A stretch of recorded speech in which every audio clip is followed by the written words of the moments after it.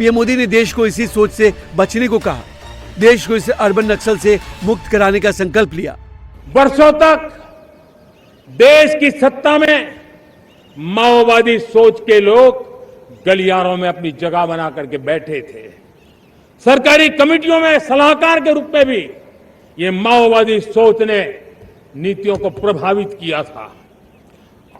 मेरे प्यारे देशवासियों, जंगलों में हमें हथियारी नक्सलों का खात्मा बुलाने में, उस संकट से देश को मुक्त कराने में सफलता मिली है। लेकिन हथियारी नक्सल तो गए, लेकिन दिमागी नक्सल, ये दिमागी नक्सल मौके की तलाश में है। हिंसा, अराजकता के वो रास्ते खोज रहे हैं, समाज को गलत राह पर घसीटने के लिए भांति भांति के दांव कर रहे हैं।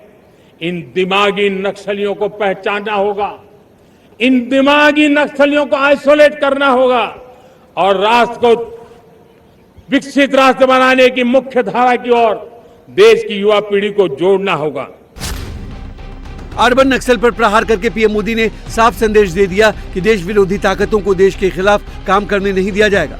पीएम मोदी के इस संकल्प में सबसे बड़ी ताकत युवा होंगे। मैं आज लाल किले से घोषणा कर रहा हूं कि हम आने वाले दिनों में सिविल डिफेंस का एक वाइब्रेंट नेटवर्क खड़ा करेंगे। आधुनिक व्यवस्थाओं से उनको परिचित कराएंगे। आधुनिक संकटों से नागरिकों को रक्षा करने की क्या व्यवस्था हो सकती है, एक बहुत बड़ा वॉलंटरी फोर्स सिविल डिफेंस का आधुनिक चुनौतियों को पार करने वाला हम बनाने वाले हैं। लाल किले से मैं देश के नौजवानों के लिए घोषणा करना चाहता हूं। हमने तय किया है कि आने वाले 1 वर्ष में 1 करोड़ युवाओं को एआई स्किल के लिए ट्रेनिंग देने का हम काम करेंगे। हमारे मध्यम वर्गीय परिवारों के सामने एक बहुत बड़ा बोझ बन चुका है कोचिंग क्लासेस की स्पर्धा। हर माँ बाप को लग रहा है कि कोचिंग क्लास में बच्चे को नहीं भेजा तो हम प्रतिष्ठित परिवार नहीं है। हमने युवाओं के लिए विभिन्न परीक्षाओं की फ्री ऑनलाइन कोचिंग हमने करने का निर्णय किया है। पीएम मोदी ने लाल किले से युवाओं को अर्बन नक्सल से बचाने का रोड मैप बताया, तो वहीं संघ प्रमुख मोहन भागवत ने देश कैसे विश्वगुरु बनेगा इसका संदेश दिया। युवा पीढ़ी के लिए इसलिए भारत में ऐसा मानते हैं कि वो हमारा डेमोग्राफिक डिविडेंड है और उसका ठीक से लाभ हुआ देश को तो हम विश्वगुरु बन जाएंगे, और नहीं हुआ तो आगे बहुत बोझ आएगा। क्योंकि आज ये युवा पीढ़ी 30 साल के बाद पुरानी पीढ़ी बन जाएगी,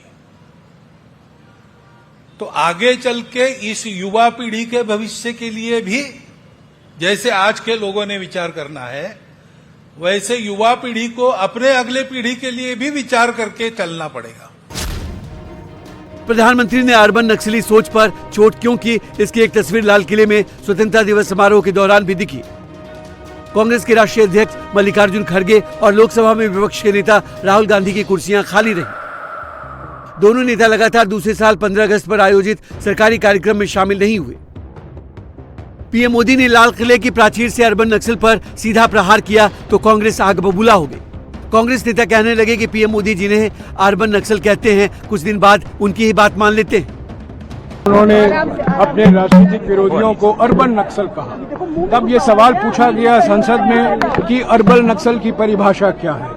गृह मंत्री से जवाब आता है कि अर्बन नक्सल कोई चीज नहीं है, कोई परिभाषा नहीं है। आज प्रधानमंत्री लाल किले से दिमागी नक्सल की भाषा इस्तेमाल करते हैं अपने राजनीतिक विरोधियों को लेकर।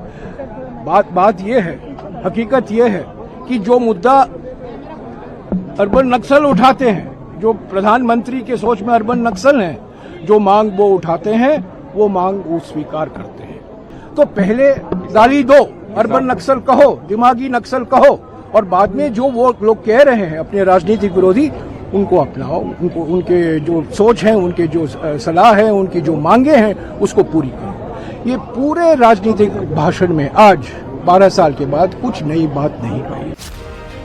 पीएम मोदी ने लोगों से, खासकर युवाओं को अर्बन नक्सल से बचकर रहने की सलाह दी, तो बीजेपी ने उन लोगों पर सीधा निशाना साधा जो देश के विकास विरोधी हैं। वही विपक्षी पार्टियां कह रही हैं कि ये बीजेपी की सोच है, उनका एजेंडा है।